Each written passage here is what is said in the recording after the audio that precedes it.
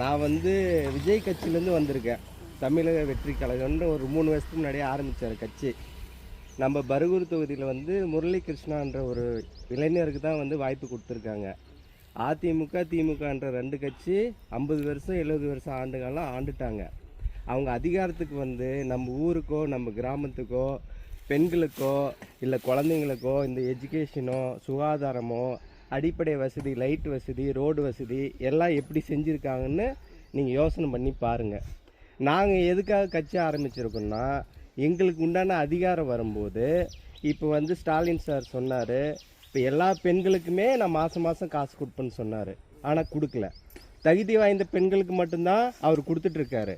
ஆனால் விஜய் அண்ணா என்ன சொல்லியிருக்காரு, நாங்கள் ஆட்சிக்கு வந்தால் எல்லா குடும்ப தலைவங்களுக்கும் நான் வந்து மாதம் மாதம் 2500 காசு கொடுப்பேன், மாதம் மாதம் வருஷத்துக்கு 6 சிலிண்டர் கொடுப்பேன், அதே மாதிரி பிறக்கிற பெண் குழந்தைங்களுக்கு தங்க மோதிரம் கொடுக்குறேன், அதே மாதிரி 2 ஏக்கரா நிலம் வச்சுருக்கிறவங்களுக்கு வந்து விவசாய கடன் தள்ளுபடி செய்கிறேன், 5 ஏக்கரா நிலம் வச்சுருக்கிறவங்களுக்கு வந்து எல்லா அதிகாரிகளோட பேச்சுவார்த்தை செஞ்சு அவங்களுக்கு விவசாய கடன் தள்ளுபடி செய்ய முடியுமான்னு அவர் வந்து வாக்குறுதி கொடுத்துருக்காரு. இன்னொன்று வந்து இப்போ இருக்கிற 234 தொகுதிக்கு அவரால் வர முடியல. ஏன்னா இப்போ இருக்கிற அதிகாரத்தில் இருக்கிறவங்க வர விட மாட்டேங்கிறாங்க. காரணம் என்னென்னா பயம்.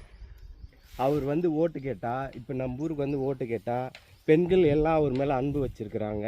ப்ளஸ் அவர் சொல்கிறத வந்து நம்புறதுனால பெண்கள் வாக்கெல்லாம் வந்து விஜய் சாருக்கு போயிடுமா, விஜய் அண்ணாவுக்கு ஓட்டு விழுந்துருமான்னு பயப்படுறாங்க அதிமுகவும் திமுகவும்.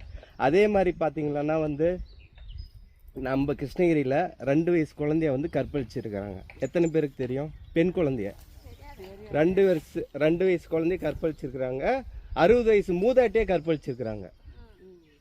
ஸ்கூல் பையன்கிட்ட கஞ்சா பொருள் போயிடுச்சு. இன்றைக்கி நம்மளோட குழந்தைக்கு பெண் குழந்தையோட பாதுகாப்பில் 100% உறுதின்றாரு. 0 காம்ப்ரமைஸ்னா சட்டம் ஒழுங்கில் யார் வந்தாலும் ஒத்துக்க மாட்டார்.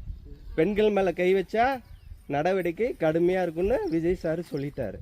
அதே மாதிரி வந்து எஜுகேஷனுக்கு வந்து அந்த 2 ஏக்கரா இருக்குல்ல, அந்த 2 ஏக்கரா வச்சு அப்பா அம்மா இல்லாமல் யார் யார் இருக்கிறாங்களோ விஜய் அண்ணாவே எஜுகேஷன் செலவு ஏற்றுக்கிறார். 1ஆவதுலேருந்து 12ஆவது வரைக்கும். அப்புறம் பட்டப்படிப்பு பிஇ எம்பிபிஎஸ் இது மாதிரி பெரிய பெரிய படிப்பு வந்து அவரே முழு கடனையும் கவர்மெண்ட்டே ஏற்றி அவங்கள படிக்க வைக்கிறேன்னு உத்தரவாதம் கொடுக்குறாரு. இன்னொரு மெயினான வாக்குறுதி என்னென்னா எல்லா தெருவுலையுமே லைட்டு இருக்கும். 0 டார்க் ஸ்பாட். 0